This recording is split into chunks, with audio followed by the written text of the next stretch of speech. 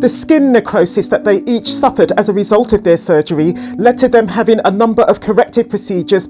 This man is facing multiple criminal charges, including homicide. Yes. And yet he's still operating. Why is that? I don't know. Her sister was far from being Dr. Ramirez's only victim. Thailand is the #1 destination for Australians who want cheap plastic surgery. But former Big Brother contestant Sky Wheatley says she regrets going to Thailand for her boob job. Show me the double bubble, Scott. Oh, wow. Oh, yeah, that's quite significant, yes. And I feel as if it's slipping out It's got bottoming underneath. out. My nipples pointing out this direction, the right breast. That's 3-4 hours of reconstruction. Oh my God. Now, I personally can relate directly to Sky's situation. My nose was done in Bangkok in 2009 and it did not go well, as I'm sure you can see. Anyway, getting back to Sky, she's completely open about the fact that she wanted cheap surgery. Why Thailand? Why Thailand? Because it was the cheapest and easiest, and I wanted it done right away. I think I rushed into it. So much regret. It's just such a mess, and if I could go back and have my natural breasts back, I would.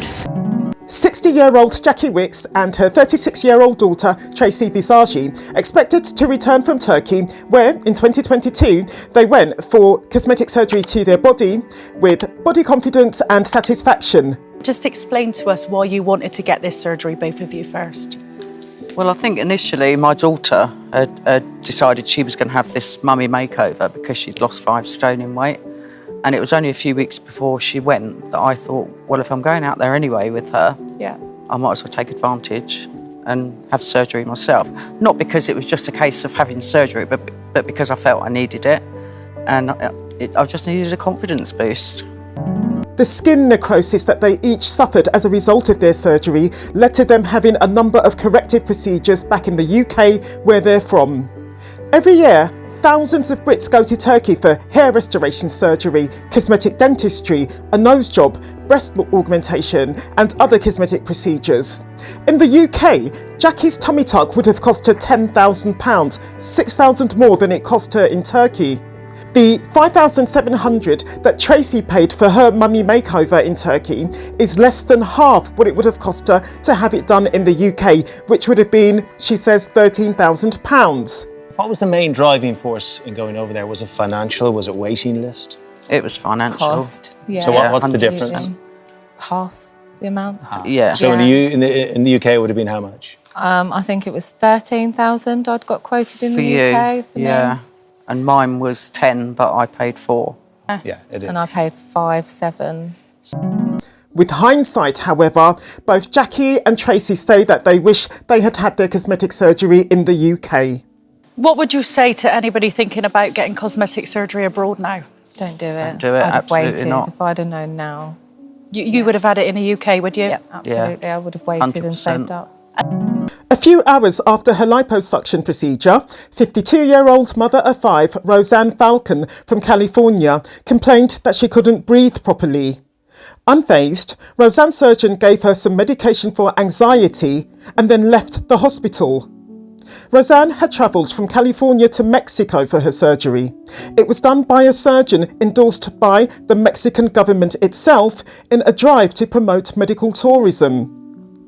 As a result of her surgery, Roseanne would share the same fate as 29-year-old Evita Sarmonicus from Queensland, Australia. Both women having had liposuction with Dr. Victor Ramirez. Evita had a degree in theology and a degree in international business. She self-funded both 3-year courses of study with a management role in the hospitality industry. Evita was educated, accomplished and clearly no fool. In line with the stories of botched plastic surgery abroad that we've so far heard, some plastic surgeons say that cheap plastic surgery abroad just isn't worth the risks. In the worst cases, what can happen? I think the worst case is you can die. It's that simple. You're putting your life on the line in order to save the dollars, and the risk is huge and it's not worth it. Evita's mother and sister were completely unaware of the fact that Evita was in Mexico having a BBL, Brazilian butt lift, when, in 2015, they got the devastating news that Evita had died in the course of the surgery. What Andrea has since done has very possibly spared others the same fate. Through a very committed personal investigation, Andrea discovered, to her shock and disgust, that her sister was far from being Dr. Ramirez's only victim. Evita Sarmonicas and Roseanne Falcon were, in fact, two of a total of 6 women who died as a result of liposuction with Dr. Ramirez. Liposuction, the extraction of fat from the body, can be done as a standalone procedure to make a person slimmer or to contour the shape of their body. It's also done as a part of a BBL, a Brazilian butt lift, where fat is removed from a person's midsection and then transferred to their bottom to enlarge it. Liposuction is facilitated by a cannula, which is a tube that acts like a vacuum cleaner, extracting the fat. In Evita's liposuction procedure, Dr. Ramirez punctured her lungs no fewer than 5 times with the cannula, and that is what killed Evita, not, as Dr. Ramirez claimed, pulmonary embolism. And the true cause of Evita's death was only unearthed when Andrea insisted on an autopsy that was carried out by someone independent of Dr. Ramirez's clinic. And this shows that, to Dr. Ramirez's dismay, Andrea was not content for her sister's body to be cremated straight after the autopsy that was performed, I believe, by somebody from Dr. Ramirez's team. This is a copy of the second autopsy that was done, organised independently by the family. I just want you to read the result there. This had to be a very unusual case of lung perforation leading to hemorrhage. So this is in keeping with a severely inexperienced operator, surgeon. How does that happen during a liposuction? To puncture someone's lung with a cannula, you'd actually have to be in a completely different angle. So the cannula has to be facing down, and you'd have to go through a number of connective tissue and structures to get to the lung. So I'd say a lot of force. Not once, not twice, but 5 times. It's upsetting for me because I can now see why this girl passed away. At Andrea's instigation, Dr. Ramirez was subsequently charged with Evita's homicide. In his initial court hearing, he behaved with arrogance, defiance, contempt, showing no remorse whatsoever for his actions. Moreover, not only was he released on bail, incredibly enough, he was soon once again back in the operating theatre. Sophie is asking for the same procedure as Evita. Just take the clothes off. Will you be doing the surgery? Dice que si usted es el que va, el que haría este tipo de cirugía. Sí, por supuesto, sí. Yes. Despite the criminal charges, the doctor is still operating. In Australia, Evita's home country, things would be very different. What would happen to a doctor in Australia if he did this?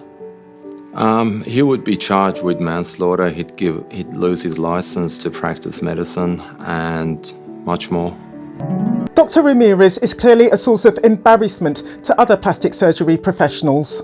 A surgeon that brings misery and grief to people's lives day in, day out is not a surgeon, is not a doctor, is a butcher.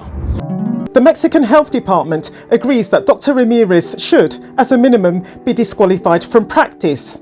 But the fact that it took as many as 6 deaths for that surgeon's gross malpractice to finally reach the attention of medical officials raises, in my opinion, serious concerns about the competence and efficiency of the Mexican Health Department. Your department hands out the licenses for surgeons, so you would know that Mexicali is growing. This man is facing multiple criminal charges, including homicide. Yes. Yet he's still operating. Why is that? Well, I can tell you that maybe he's, I don't know. I don't know why he's in process. Dr. Ramirez has since lost his license. The outcome of his homicide charge I'm still researching. If you've enjoyed this video, then I recommend you to watch this one next. I'll see you there.